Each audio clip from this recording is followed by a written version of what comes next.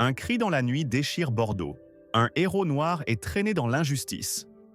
Dans les ruelles sombres de Bordeaux, sous une pluie battante qui martèle les pavés, Malik Amadou Diop, un vétéran noir de 65 ans, est brutalement arrêté.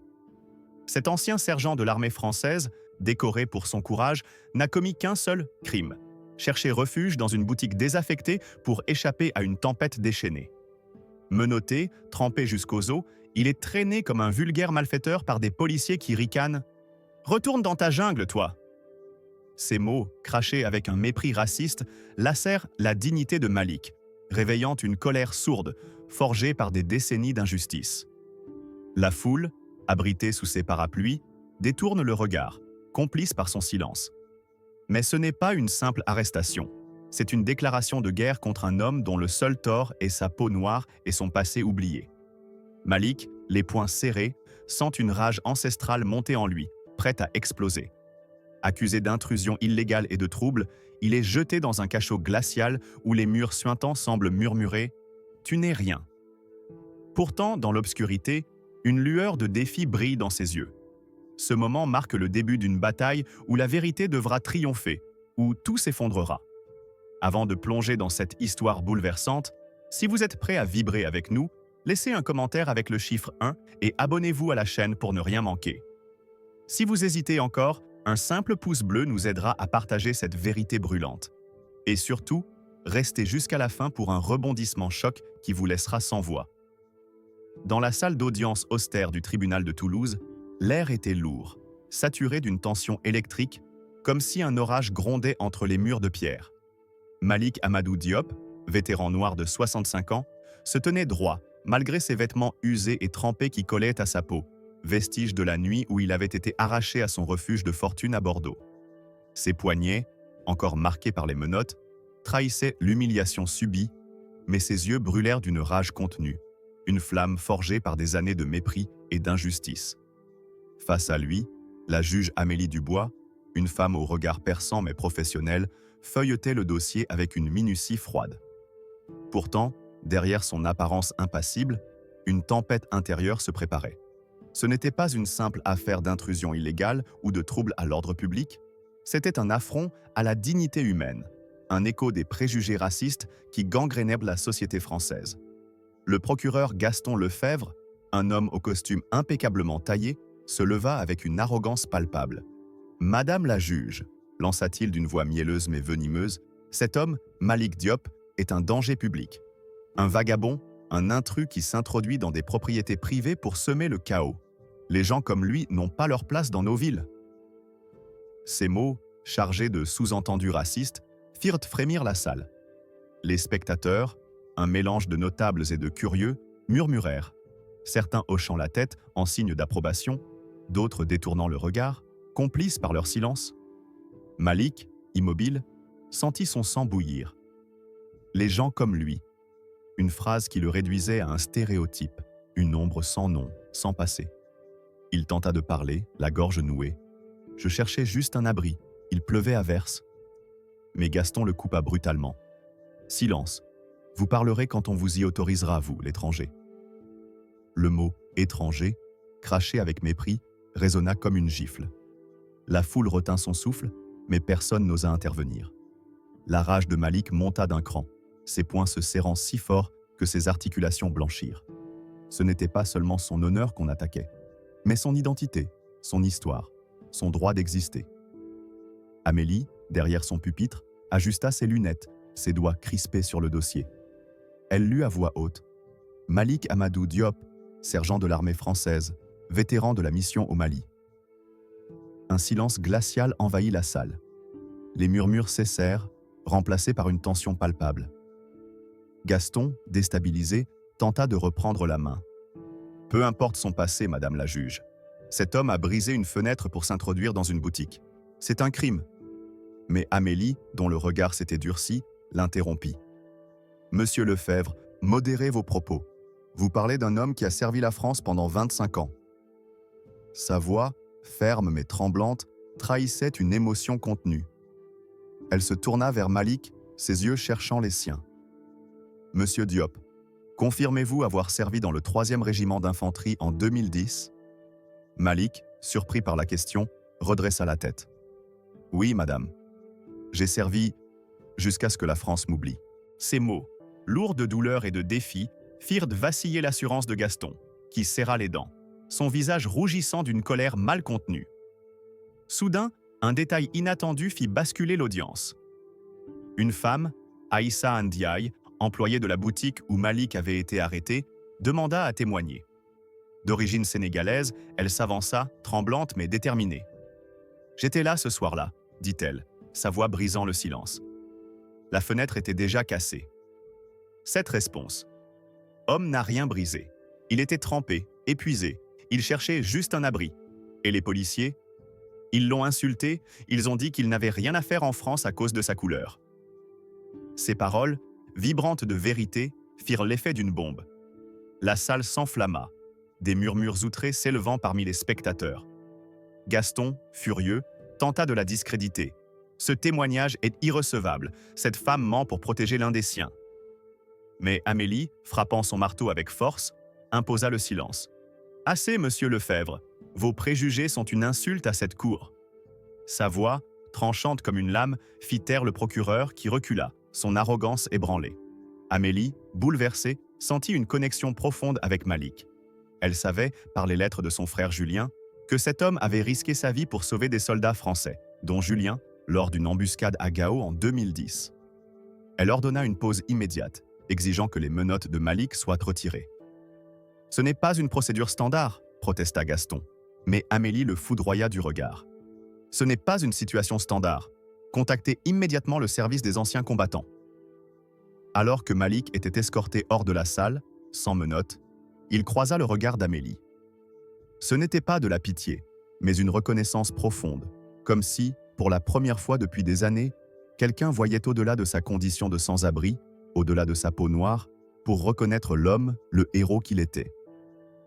Cette confrontation, marquée par les insultes racistes de Gaston et l'indifférence initiale de la foule, exposait les fissures d'un système où le privilège et le préjugé régnaient encore.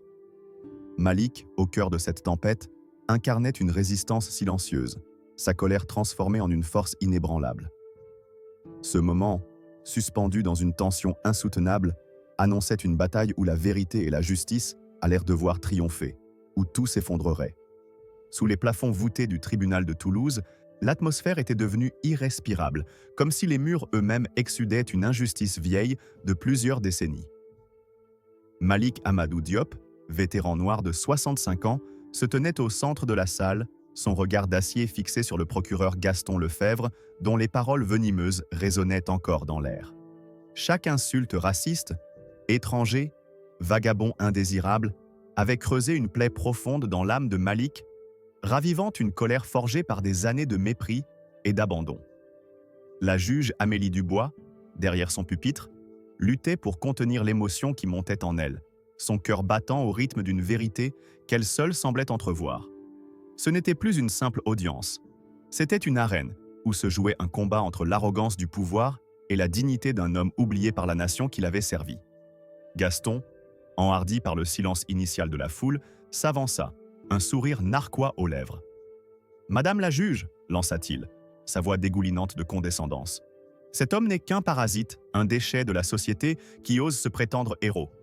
Les Noirs comme lui n'ont jamais leur place dans nos institutions. » Ces mots, crachés avec une haine à peine voilée, firent trembler Malik, non de peur, mais d'une fureur incandescente. Ses poings se serrèrent, ses ongles s'enfonçant dans ses paumes, tandis que des murmures choqués parcourèrent la salle.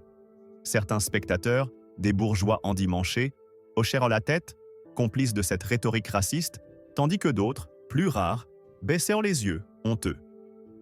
Malik, la gorge nouée, tenta de répondre. « J'ai servi la France.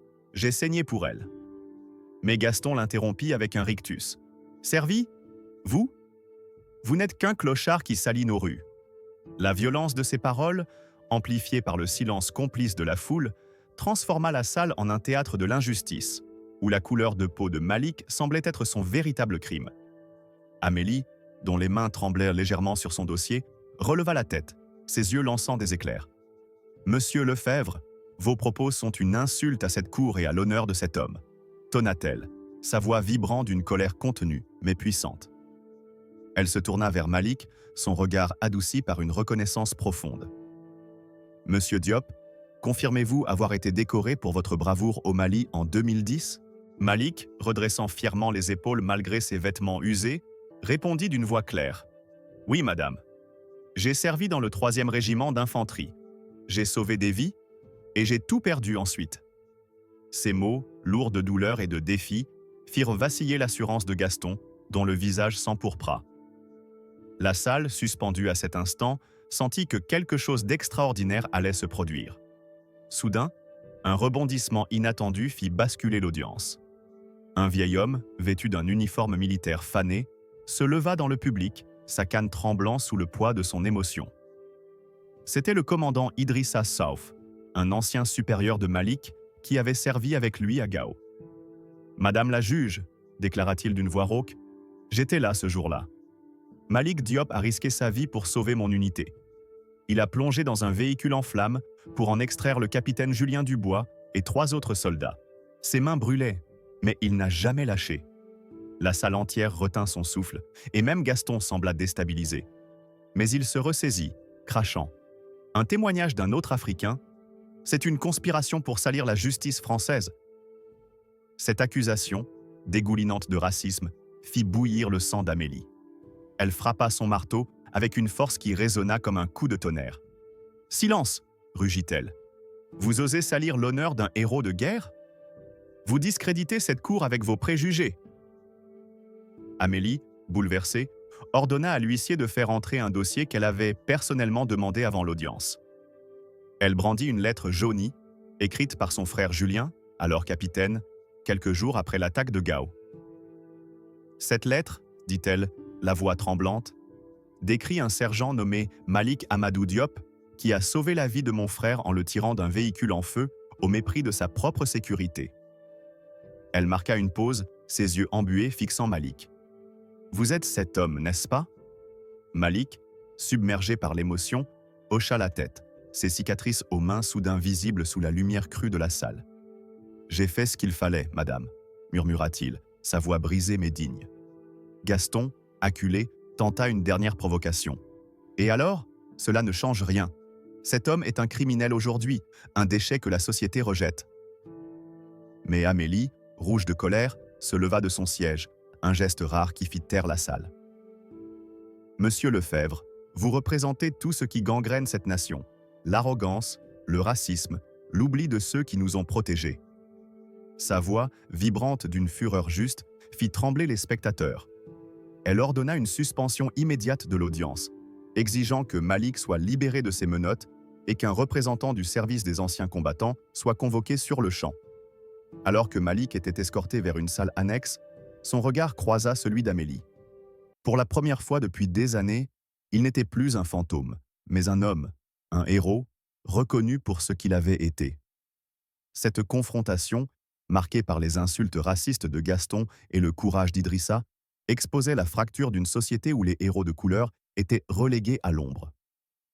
Malik, au cœur de cette tempête, incarnait une révolte silencieuse, sa rage transformée en une force indomptable.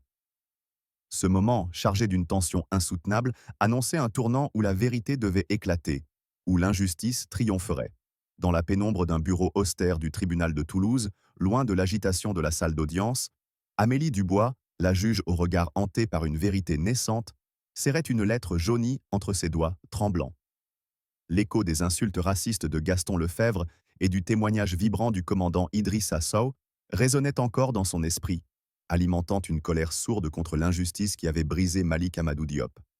Ce vétéran noir de 65 ans, traîné dans la boue pour avoir cherché un abri, n'était pas un simple accusé. Il était le héros qui avait sauvé son frère Julien, un homme que la France avait abandonné à la rue. Alors que l'audience était suspendue, l'atmosphère du tribunal semblait vibrer d'une tension prête à exploser, comme si les murs eux-mêmes attendaient un verdict qui pourrait ébranler les fondations d'un système corrompu par le mépris et les préjugés. Amélie, seule dans son bureau, composa un numéro qu'elle connaissait par cœur. « Julien, c'est moi », murmura-t-elle, sa voix brisée par l'émotion. « Je l'ai trouvé. Malik Diop, l'homme qui t'a sauvé à Gao. » À l'autre bout du fil, un silence lourd, suivi d'un souffle rauque. Julien, marqué par les blessures de guerre, répondit « Amélie, ramène-le à la lumière. Il mérite plus que ça. » Ces mots, chargés d'une douleur ancienne, attisèrent la fureur d'Amélie contre une société qui avait osé réduire un héros à un paria à cause de sa couleur de peau. Elle raccrocha, ses poings serrés, déterminée à transformer cette audience en un acte de justice, non seulement pour Malik, mais pour tous ceux que la France avait trahis. De retour dans la salle, Malik, désormais sans menottes, se tenait à la table de la défense, son regard oscillant entre méfiance et espoir. Un nouvel élément dramatique fit irruption. Une femme d'une cinquantaine d'années, vêtue d'un tailleur sobre, entra précipitamment, brandissant un dossier poussiéreux. C'était Claire Niang, archiviste militaire à la retraite, qui avait entendu parler de l'affaire via un réseau d'anciens combattants. « Madame la juge, déclara-t-elle, la voix tremblante mais résolue, j'ai retrouvé les rapports de mission de Gao 2010. Ils confirment que Malik Diop a non seulement sauvé le capitaine Julien Dubois, mais aussi empêché une embuscade qui aurait coûté la vie à toute une unité. Il a été proposé pour la Légion d'honneur, mais sa candidature a été égarée. » Ce mot, égaré, prononcé avec une amertume palpable, fit frémir la salle. Les spectateurs, jusque-là partagés, laissèrent échapper des murmures d'indignation. Gaston, rouge de colère, bondit. « C'est absurde! Une coïncidence montée de toutes pièces par des complices. Les Noirs comme lui inventent des histoires pour se faire valoir. » Ces paroles, crachées avec un venin raciste, firent bouillir le sang de Malik, dont les yeux lancèrent des éclairs. « J'ai saigné pour ce pays, » rugit-il, sa voix faisant trembler la salle. « Et vous, vous salissez mon sacrifice. » Amélie, dont la fureur atteignait un paroxysme, frappa son marteau avec une force qui résonna comme un coup de tonnerre. « Monsieur Lefebvre, vos préjugés sont une honte pour cette cour, » cria-t-elle, sa voix vibrant d'une rage contenue depuis trop longtemps. « Vous intending to dismiss the testimony of a decorated veteran because of his race? This court will not tolerate such bigotry. » Elle se tourna vers Claire Niang, la remerciant d'un regard reconnaissant, puis fixa Malik. « Monsieur Diop, racontez-nous ce qui s'est passé à Gao, le 14 avril 2010. » Malik, la gorge nouée, commença à parler, sa voix rauque mais puissante. « Nous étions en patrouille. Une bombe a frappé notre convoi. Le véhicule du capitaine Dubois était en feu. J'ai vu les flammes, entendu les cris. J'ai couru, mes mains brûlaient, mais je l'ai sorti, lui et 3 autres. Je ne pouvais pas les laisser mourir. » Chaque mot, chargé de douleur et de courage, semblait frapper la salle comme un coup de poing. Les spectateurs, certains en larmes, réalisaient l'ampleur de l'injustice infligée à cet homme. Gaston, acculé, tenta une dernière manœuvre désespérée. « Ces histoires ne changent rien, » aboya-t-il. « Cet homme est un criminel, un sans-abri qui trouble l'ordre public. Sa couleur ne lui donne pas de passe-droit. » Mais Amélie, hors d'elle, se leva de son siège, un geste qui fit taire la salle. « Monsieur Lefebvre, c'est vous qui troublez l'ordre de cette cour avec votre haine, » rugit-elle, son visage empourpré par la colère. « Malik Diop n'est pas un criminel, c'est un héros que vous avez osé humilier. » Elle ordonna à l'huissier de convoquer un représentant du ministère de la Défense et du service des anciens combattants, ajoutant « Nous ne quitterons pas cette salle tant que justice ne sera pas rendue. » Un silence pesant s'installa, brisé seulement par le tic-tac d'une horloge murale.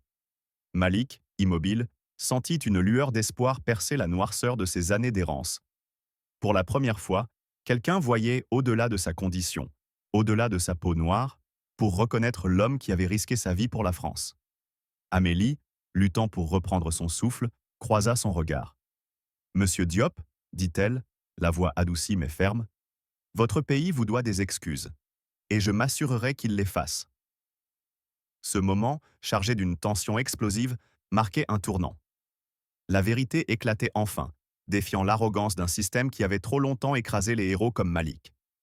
Dans l'obscurité d'une salle annexe du tribunal de Toulouse, Malik Amadou Diop, vétéran noir de 65 ans, était assis, les mains libres, mais le cœur lourd, encore secoué par l'intensité de l'audience. Les paroles d'Amélie Dubois, la juge qui avait promis de rendre justice, résonnèrent dans son esprit, mêlées à l'écho des insultes racistes de Gaston Lefebvre et des révélations bouleversantes de Claire Niang. Chaque mot, chaque regard méprisant avait ravivé une colère profonde, une rage forgée par des années d'abandon et de préjugés. Pourtant, une lueur d'espoir perçait à travers les fissures de son désespoir, portée par la reconnaissance inattendue d'une femme qui voyait en lui non un sans-abri, mais un héros. Alors que l'audience restait suspendue, l'atmosphère du tribunal semblait vibrer d'une tension électrique, comme si le destin de Malik, et peut-être celui d'une nation entière, se jouait dans ce moment suspendu. Amélie, de retour dans son bureau, serrait toujours la lettre de son frère Julien, ses doigts crispés par une fureur contenue contre un système qui avait laissé Malik sombrer dans l'oubli. Elle passa un nouvel appel, cette fois au service des anciens combattants, sa voix tremblante mais autoritaire. « Je veux un représentant ici dans l'heure. Cet homme mérite justice, et je ne tolérerai aucun délai. » À peine avait-elle raccroché qu'un coup frappé à la porte la fit sursauter. Un jeune huissier, visiblement nerveux, entra, tenant une enveloppe scellée. « Madame la juge, ceci vient d'arriver. Un dossier confidentiel du ministère de la Défense. » Intriguée, Amélie ouvrit l'enveloppe, découvrant un rapport classifié sur l'opération de Gao en 2010. Les pages détaillaient non seulement l'acte héroïque de Malik, mais révélaient un scandale. Sa proposition pour la Légion d'honneur avait été délibérément bloquée par un officier supérieur, un certain colonel Vasseur, connu pour ses préjugés racistes envers les soldats d'origine africaine. Cette découverte fit bouillir le sang d'Amélie, sa colère atteignant un paroxysme. « Ils l'ont effacé à cause de sa peau !» murmura-t-elle, ses poings serrés, prête à faire tomber les responsables. Dans la salle d'audience, la tension était à son comble lorsque l'audience reprit. Malik, escorté sans menottes, s'assit à la table de la défense sous les regards curieux et parfois hostiles des spectateurs. Gaston, toujours arrogant, se leva, tentant de reprendre le contrôle. « Madame la juge, ces histoires de guerre ne changent rien. Cet homme est un intrus, un danger pour l'ordre public. » Mais Amélie, brandissant le rapport classifié, l'interrompit d'une voix tranchante. « Monsieur Lefebvre, taisez-vous. Ce tribunal vient de recevoir des preuves accablantes, non seulement de l'héroïsme de Monsieur Diop, mais d'une conspiration pour lui voler son honneur. » La salle entière retint son souffle, et Gaston, déstabilisé, balbutia « Une conspiration? C'est ridicule. » Mais Amélie, rouge de colère, continua. « Le colonel Vasseur, un officier décoré, a bloqué la Légion d'honneur de Monsieur Diop pour des raisons racistes. Vous osez défendre un système qui récompense la haine ?» Soudain, un rebondissement dramatique intensifia le drame.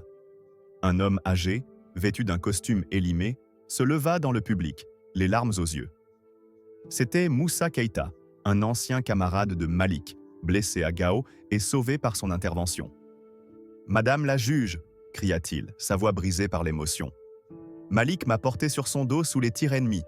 Il a sauvé ma vie, et ils l'ont traité comme un chien à cause de sa couleur. » Ces paroles, vibrantes de douleur, firent exploser la salle en murmures outrés. Gaston, acculé, tenta de discréditer Moussa, encore un de ces Africains qui ment pour protéger son frère. Mais cette insulte, crachée avec un mépris abject, fut la goutte de trop. Malik, incapable de se contenir, se leva, sa voix tonnant comme un coup de canon. « J'ai saigné pour la France, j'ai vu mes frères tomber, et vous, vous n'êtes qu'un lâche qui se cache derrière vos préjugés. » La salle s'enflamma, certains spectateurs applaudissant, d'autres criant leur indignation. Amélie, hors d'elle, frappa son marteau avec une force qui fit trembler les murs. « Silence !» rugit-elle, ses yeux lançant des éclairs. « Monsieur Lefebvre, vos propos racistes sont une insulte à cette cour, à cet homme, et à tous ceux qui ont servi notre pays. » Elle se tourna vers Malik, sa voix adoucie mais ferme. « Monsieur Diop, ce tribunal reconnaît votre sacrifice. Je m'engage à ce que justice soit rendue, non seulement pour vous, mais pour tous ceux que ce système a trahis. » Elle ordonna une nouvelle suspension, exigeant la présence immédiate d'un représentant du ministère de la Défense pour enquêter sur le colonel Vasseur. « Cette cour ne tolérera pas que des héros soient effacés à cause de leur race, » ajouta-t-elle, sa voix vibrant d'une fureur juste. Alors que Malik était escorté vers la salle annexe, son regard croisa celui de Moussa, qui lui adressa un salut militaire, les larmes coulant sur ses joues. Pour la première fois depuis des années, Malik sentit son cœur s'alléger, sa rage se transformant en une détermination farouche. Amélie, de son côté, luttait pour contenir ses larmes, bouleversée par la bravoure de Malik et la trahison d'un système qu'elle avait juré de servir. Ce moment, chargé d'une tension insoutenable, annonçait un combat qui allait au-delà de cette salle, une guerre contre l'injustice, où la vérité devait triompher, où tout s'effondrerait. Sous les néons blafards de la salle annexe du tribunal de Toulouse, Malik Amadou Diop, vétéran noir de 65 ans, fixait le sol, ses mains calleuses posées sur ses genoux, encore marquées par les cicatrices des flammes de Gao. L'écho des paroles vibrantes de Moussa Keïta, son ancien camarade, et la rage d'Amélie Dubois face aux insultes racistes de Gaston Lefebvre résonnaient dans son esprit, ravivant une colère qui brûlait comme un feu inextinguible. Chaque mot de mépris, chaque regard dédaigneux avait creusé plus profondément la plaie d'une vie d'injustice. Mais l'espoir, fragile, commençait à poindre, porté par une juge déterminée à réparer l'outrage fait à un héros oublié. Alors que l'audience restait suspendue, l'atmosphère du tribunal semblait prête à exploser, comme si le poids de décennies d'abandon pesait sur chaque mur, attendant un verdict qui pourrait enfin libérer Malik de l'ombre. Amélie, revenue dans la salle d'audience, monta à son pupitre avec une détermination d'acier, ses yeux brillants d'une fureur contenue. La foule, un mélange de curieux, de notables et de quelques anciens combattants, retenait son souffle, consciente qu'un moment historique se jouait. Gaston, toujours drapé dans son arrogance, tenta de reprendre la parole. « Madame la juge, ces témoignages larmoyants ne changent rien. Cet homme est un intrus, un danger pour la société française. » Mais Amélie, brandissant le rapport classifié du ministère de la Défense, le coupa net. « Monsieur Lefebvre, vos préjugés sont une insulte à ce tribunal. Ce rapport prouve que Malik Diop a été victime d'une conspiration raciste orchestrée par le colonel Vasseur, qui a bloqué sa Légion d'honneur pour des raisons abjectes. » Sa voix, vibrante d'une colère juste, fit trembler la salle, et Gaston, livide, recula, son assurance vacillant sous le poids de cette accusation. Soudain, un rebondissement inattendu fit basculer l'audience. Un officier en uniforme, le commandant Rémy Leclerc, entra précipitamment, escorté par 2 gendarmes. Il portait un dossier scellé, marqué du sceau du ministère de la Défense. « Madame la juge, déclara-t-il, la voix grave. À la suite de votre requête, une enquête interne a été ouverte. Le colonel Vasseur a été suspendu ce matin pour discrimination raciale et falsification de documents. Voici les preuves de ses agissements contre le sergent Diop et d'autres soldats d'origine africaine. » La salle entière s'enflamma, des cris d'indignation fusant parmi les spectateurs. Gaston, acculé, tenta de protester. « C'est une mascarade. Vous ne pouvez pas accuser un officier décoré sur la base de rumeurs d'un sans-abri. » Mais Malik, incapable de se contenir, se leva, sa voix tonnant comme un coup de tonnerre. « Je ne suis pas un sans-abri. Je suis un sergent de l'armée française et j'ai servi ce pays plus honorablement que vous ne le ferez jamais. » Ces mots, chargés d'une rage viscérale, firent frémir la foule, certains applaudissant spontanément, d'autres murmurant leur honte face à l'injustice révélée. Amélie, rouge de colère, frappa son marteau avec une force qui résonna comme une sentence. « Monsieur Lefebvre, vos propos racistes sont intolérables, » rugit-elle, ses yeux lançant des éclairs. « Ce tribunal ne permettra pas que des héros soient salis par des hommes comme vous ou Vasseur. » Elle se tourna vers Malik, son regard adouci par une reconnaissance profonde. « Monsieur Diop, ce tribunal reconnaît officiellement votre acte héroïque à Gao en 2010. L'État retire toutes les charges contre vous. » La salle éclata en applaudissements, mais Amélie leva la main, imposant le silence. « Ce n'est pas suffisant, » ajouta-t-elle, la voix tremblante d'émotion. « Je demande aux représentants du ministère, ici présents, de rétablir immédiatement vos droits de vétéran, avec effet rétroactif, et de rouvrir votre candidature pour la Légion d'honneur. » Un silence pesant s'installa, brisé par un cri étouffé dans le public. Une femme, Fatou Diallo, ancienne infirmière militaire ayant servi à Gao, se leva, les larmes aux yeux. « Madame la juge, dit-elle, sa voix brisée, j'ai soigné Malik après l'attaque. Ses mains étaient brûlées au 3e degré, mais il refusait de se plaindre. Il disait que c'était son devoir. Et ce pays l'a jeté à la rue. » Ces paroles, vibrantes de vérité, déclenchèrent une vague d'émotion dans la salle. Gaston, désormais isolé, baissa la tête, son arrogance pulvérisée. Amélie, luttant pour contenir ses larmes, fixa Malik. « Monsieur Diop, vous n'êtes pas seul. Ce tribunal, et je l'espère, ce pays, vous rendront l'honneur qui vous est dû. » Le commandant Leclerc s'avança, s'adressant directement à Malik. « Sergent Diop, au nom de l'armée française, je vous présente nos excuses pour les injustices subies. Votre dossier sera traité en priorité. » Malik, submergé par l'émotion, hocha la tête, ses cicatrices soudain visibles sous la lumière crue. « Merci, murmura-t-il, sa voix rauque mais digne. » La salle, désormais unie dans une reconnaissance tardive, applaudit à nouveau, certains spectateurs se levant spontanément. Amélie, reprenant son souffle, ordonna une nouvelle suspension pour finaliser les démarches administratives, ajoutant « Cette cour ne se dispersera pas tant que justice ne sera pas pleinement rendue. » Alors que Malik était escorté hors de la salle, son regard croisa celui de Fatou, qui lui adressa un sourire empreint de solidarité. Pour la première fois depuis des années, il sentit le poids de l'invisible s'alléger, sa rage se transformant en une détermination farouche à reclaimer son passé.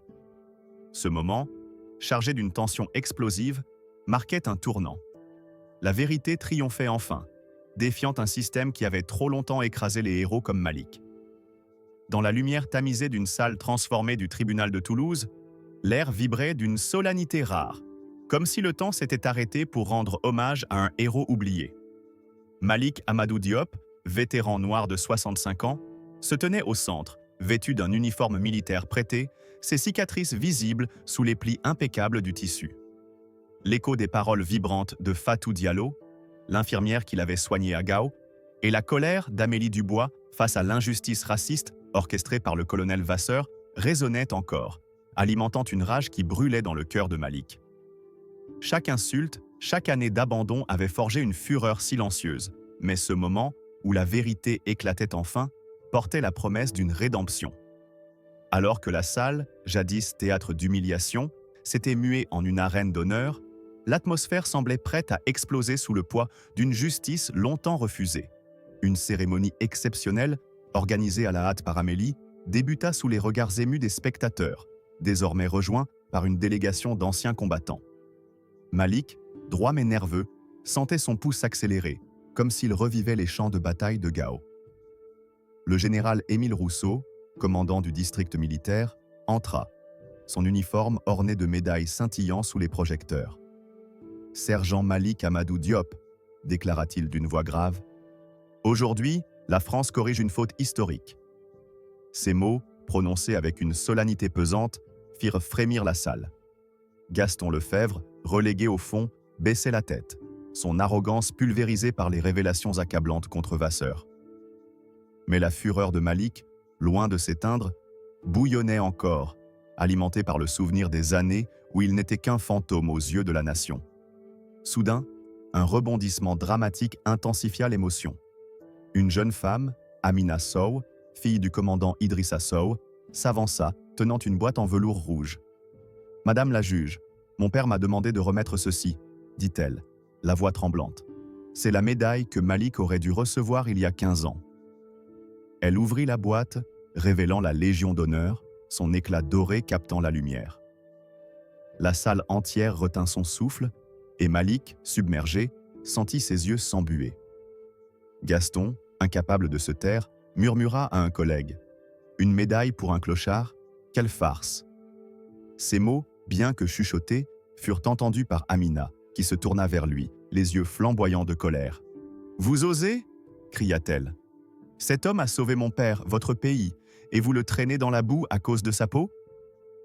La foule s'enflamma, des huées fusant contre Gaston, qui recula, humilié sous les regards accusateurs. Amélie, rouge de fureur, frappa son marteau, imposant un silence chargé de tension. « Monsieur Lefebvre, votre mépris est une insulte à cette cérémonie, » rugit-elle, sa voix vibrant d'une rage juste. « Malik Diop n'est pas un clochard, c'est un héros que vous avez osé effacer. » Elle se tourna vers Émile, l'invitant à continuer. Le général s'avança, fixant Malik avec respect. « Sergent Diop, » dit-il, « pour votre courage exceptionnel à Gao, où vous avez sauvé le capitaine Julien Dubois et 3 soldats sous un feu ennemi, je vous remets la Légion d'honneur. » Il épingla la médaille sur l'uniforme de Malik, sous un tonnerre d'applaudissements. Mais Émile n'en resta pas là. « De plus, » ajouta-t-il, « vos droits de vétéran sont rétablis avec effet rétroactif, incluant une pension complète et un logement à Nice. » Un cri étouffé s'éleva dans la foule. Julien Dubois, appuyé sur une canne, entra, son visage marqué par les blessures de guerre mais illuminé par une gratitude profonde. Malik, murmura-t-il, s'approchant en boitant. Tu m'as sauvé la vie. Je n'ai jamais oublié. Sans protocole, il serra Malik dans ses bras, déclenchant une vague d'émotion dans la salle. Malik, la gorge nouée, répondit « Je l'ai fait pour toi, pour nous tous. » Mais ils m'ont laissé tomber. Ces mots, lourds de douleur, firent frémir Amélie, qui luttait pour contenir ses larmes. « Pas aujourd'hui, dit-elle, sa voix brisée mais ferme. Aujourd'hui, la France se souvient. » Gaston, isolé, tenta une dernière provocation, s'adressant à un journaliste à voix basse. « Tout ça pour un noir? Ce pays perd ses valeurs. » Mais un ancien combattant, présent dans la foule, l'entendit et se leva, furieux. « Vous parlez de valeurs ?» tonna-t-il. « Malik a plus d'honneur que vous n'en aurez jamais. » La salle explosa en acclamations, et Gaston, acculé, quitta la salle sous les sifflets, son humiliation publique scellant sa disgrâce. Amélie, reprenant la parole, fixa Malik. « Monsieur Diop, ce tribunal vous rend votre dignité. Que cette médaille soit un symbole de justice, non seulement pour vous, mais pour tous ceux que nous avons oubliés. » Alors que la cérémonie s'achevait, Malik, entouré de Julien, Amina et Émile, sentit sa rage s'apaiser, remplacée par une détermination nouvelle. La salle, unie dans une reconnaissance tardive, se leva spontanément, saluant un héros que la France avait trop longtemps ignoré. Ce moment, chargé d'une émotion brute, marquait le début d'une rédemption, où la vérité triomphait enfin, défiant l'injustice d'un système brisé. Dans l'aube naissante de Nice, Malik Amadou Diop, vétéran noir de 65 ans, se tenait devant la fenêtre de son nouvel appartement, les mains serrées sur une tasse de café fumante. L'éclat de la Légion d'honneur, remise lors de la cérémonie bouleversante à Toulouse, reposait sur une table, symbole d'une justice tardive arrachée à l'injustice raciste. La colère qu'il avait consumée, nourrie par les années d'abandon et les insultes de Gaston Lefebvre, brûlait encore, mais se muait en une détermination farouche. Julien Dubois, boitant mais vivant grâce à Malik, et Amélie, la juge qui avait restauré son honneur, avait rallumé une flamme éteinte. Pourtant, ce matin-là, un frisson d'indignation le traversa lorsqu'il aperçut un journal titrant « Vasseur, l'officier raciste, échappe à la prison ».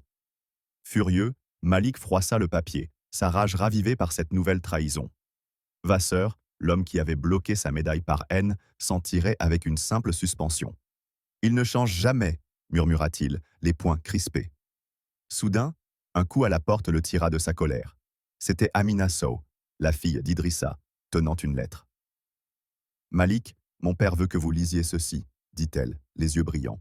La lettre, écrite par Idrissa, révélait un réseau d'anciens combattants prêts à dénoncer les abus racistes dans l'armée. « Vous nous avez inspirés, » écrivait-il. « Continuez à vous battre. » Ce message, vibrant de défi, fit bouillir le sang de Malik. Il jura de rejoindre ce combat, non seulement pour lui, mais pour tous les héros oubliés. Julien arriva, serrant Malik dans ses bras.